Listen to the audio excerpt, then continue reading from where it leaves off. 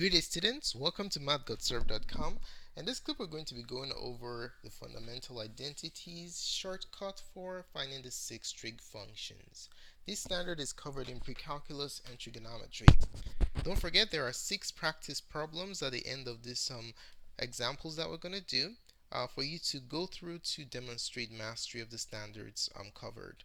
To gain access to the entire playlist and other valuable resources, just take a look at the link in the description below.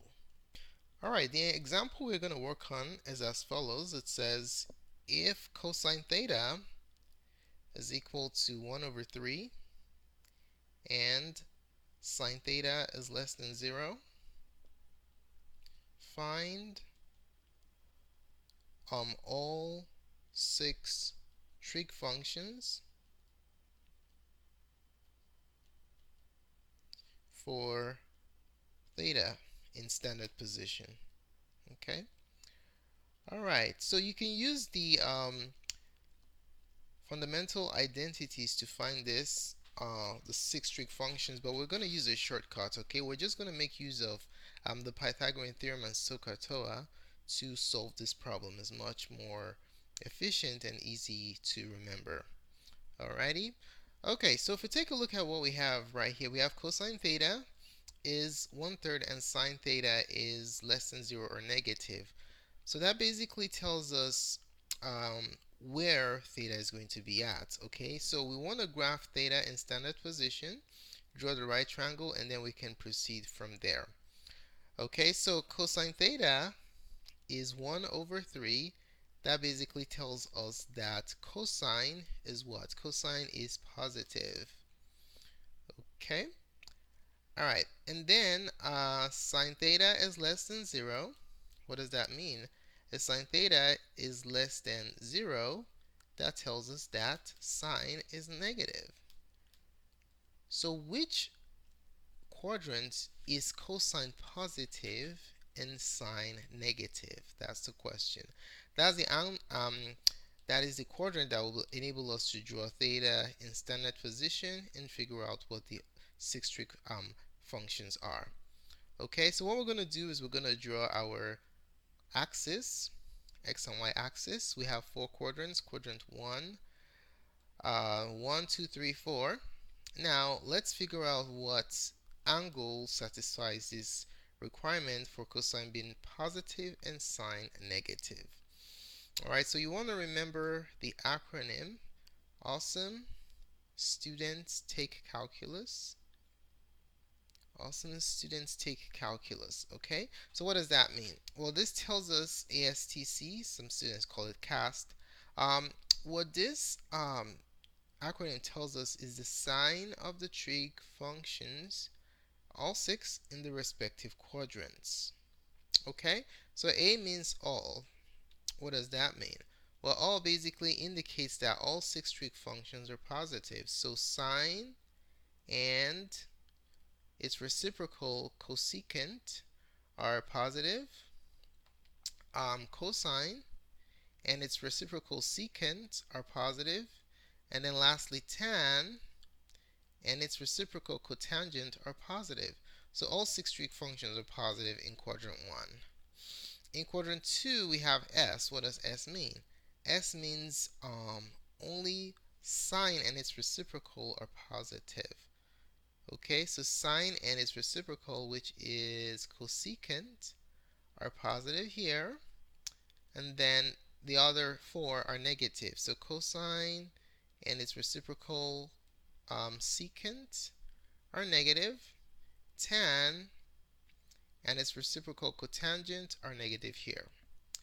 In quadrant 3, what does T stand for? Well, T stands for tan and its reciprocal being positive. Okay, so T basically means that tan and its reciprocal cotangent are positive.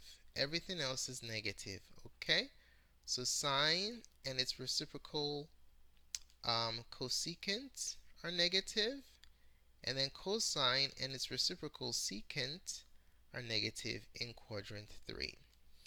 And then what do you think the C in quadrant 4 stands for? Well, the C in quadrant 4 tells us that cosine and its reciprocal secant are positive.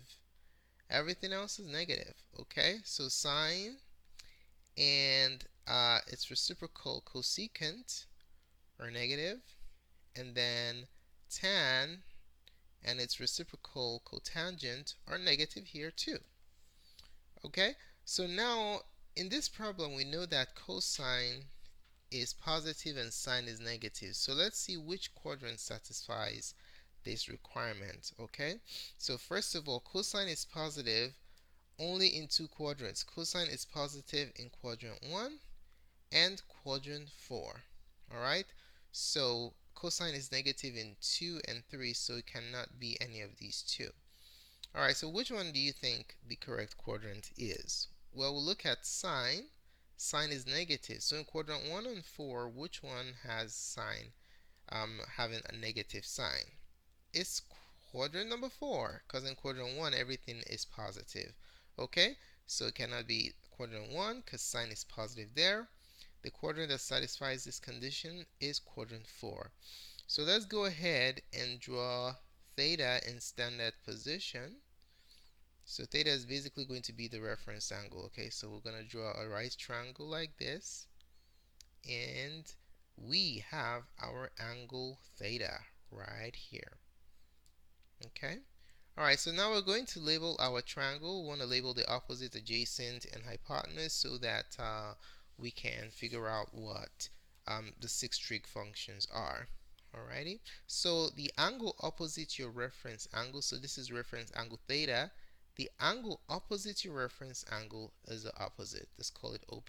Okay, the side that's the longest side, or the side opposite the biggest angle, namely the 90-degree angle, is your hypotenuse H, and then the other side is your adjacent A.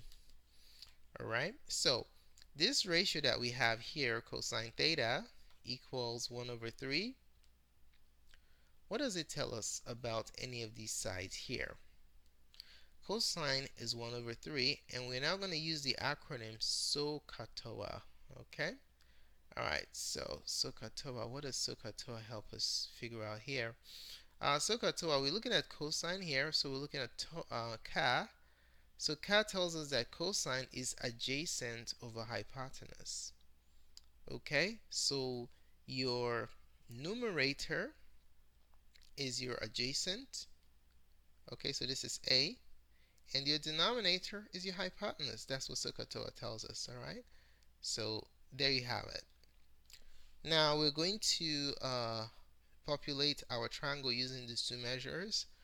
We know that the adjacent is 1 and the hypotenuse is 3. Something to keep in mind, and that is the fact that the hypotenuse is always positive. Okay, the adjacent and opposite could flip in signs, but the hypotenuse is always positive. Now if you look at this triangle, we notice we're missing the third side. In order for us to write down all 6 trig ratios, what's required is for us to know all 3 sides. Okay, so if we know all 3 sides, then we're in a position to find all 6 trig ratios. Now since we're missing the opposite, we have to go ahead and find it. So how do you find a missing side of a right triangle? Can you remember a formula for finding a missing side of a right triangle? The answer is the Pythagorean theorem. Okay, so we're going to be using the Pythagorean theorem here. We're going to be using the trig variation of the Pythagorean theorem. You can use a squared plus b squared equals c squared, or you can simply say the adjacent square plus the opposite square is equal to the hypotenuse square. This is just a trig variation of the Pythagorean theorem. Okay. Alright, let's plug in what we know. We know the adjacent is 1, so we have 1 square. We don't know what the opposite is, plus opposite square equals hypotenuse, which is 3 square. So we're going to go ahead and solve for the opposite. Alright, 1 square is 1, plus the opposite square is equal to 9. Now let's go ahead and subtract 1 from both sides. If we do that, we're going to have the opposite square is equal to 8.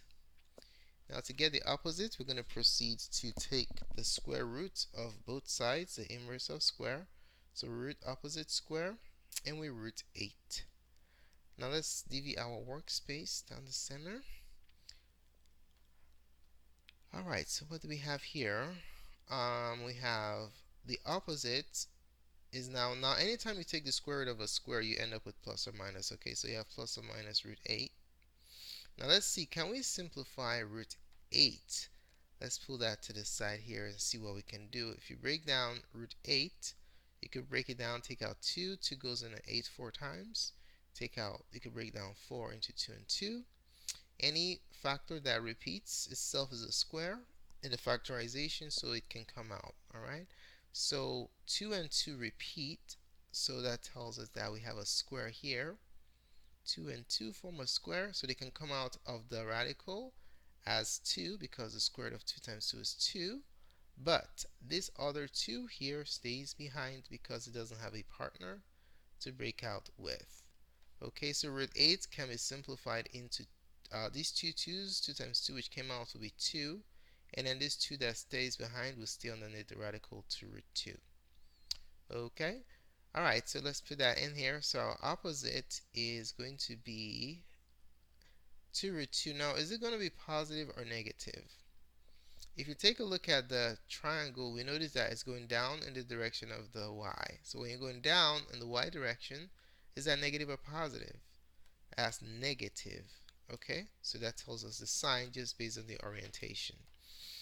Okay, so now we now have all three sides of the triangle, and we can now finish off the problem. Alright, so let's see why opposite is negative. Opposite is negative because it is in the negative y direction. Remember, your hypotenuse is always positive, okay? But for the opposite and the adjacent, just based on the direction that you go in, you could tell if it's positive or negative. Alright, so our opposite is negative 2 root 2. We are now ready to go.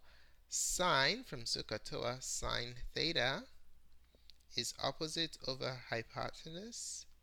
So our opposite is negative 2 root 2 over the hypotenuse, which is 3. Bam. The reciprocal of sine is cosecant. Cosecant theta is hypotenuse over opposite. Or you just reciprocate the answer we just got, which is 3 over negative 2 root 2. This is not an acceptable final answer because we have a radical in the denominator. So let's rationalize that. Multiply by root 2 top and bottom. And your final answer for cosecant theta is going to be, actually we can simplify this. So 3 root 2 negative, we can bring the negative up. Negative 3 root 2, and in the denominator, root 2 times root 2 is 2. But wait a minute, we already have a 2 here, so when we multiply those two together, we get 4.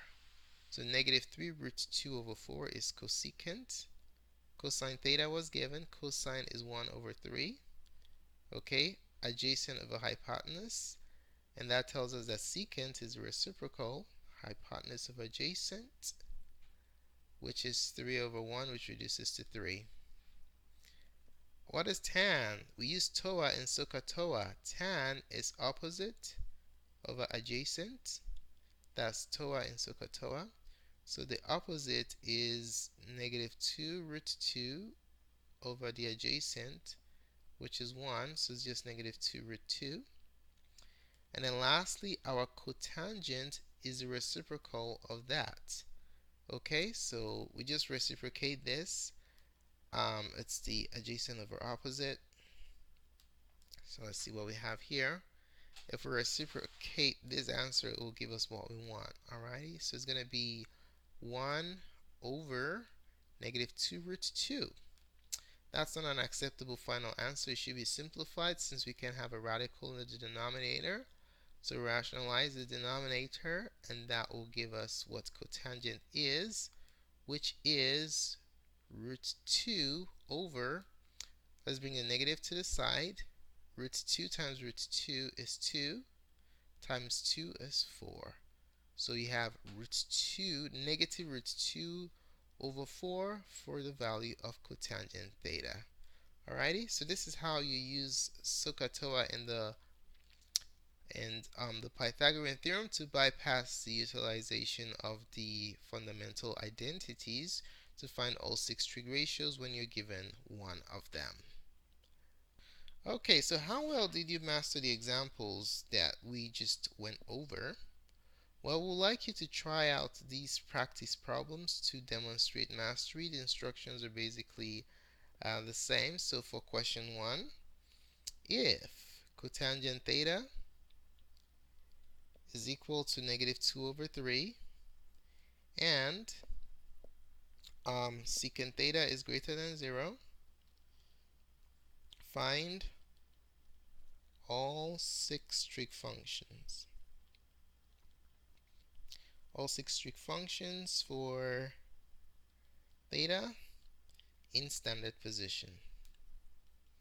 Alright, so there's the first example. The second example, question number 2. What if you had the following condition? If cotangent theta were 4 and cosine theta were greater than 0, task is to find all six